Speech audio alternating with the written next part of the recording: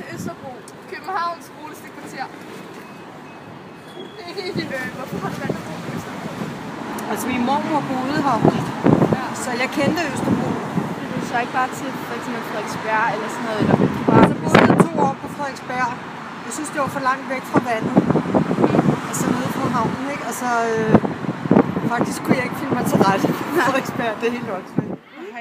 Jeg havde ikke noget sådan krav om, at jeg skulle bo på Østerbro. Men jeg arbejder her også. Så det gør det ret godt. Nej. Jeg er meget glad for Østerbro, når jeg er her. Jeg boede på Frederiksberg før, og jeg kunne ikke tænke mig at bo nogen steder andet end Østerbro, når jeg er her. Er du glad for det?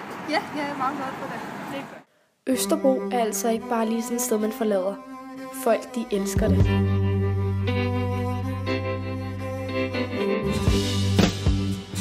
Østerbro er kendt for sine mange caféer.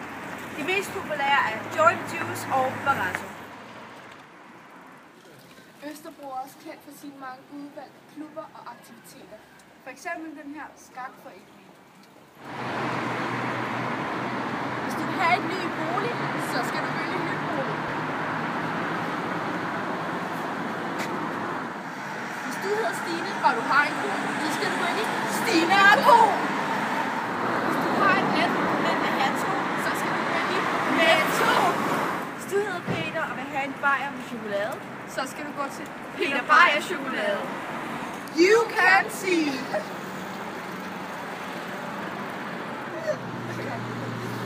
Du kan også få en julekalender. En chokolade-julekalender. Hvis du ikke har nogen sted selv, skal du bare lede efter det der skilt. Så ved du, at du er det mindst kedelige sted på Østerbro. Hvis du vil se et stort juletræ, skal du tage til Rådhuspladsen. Men her på Østerbro nøjes med det her.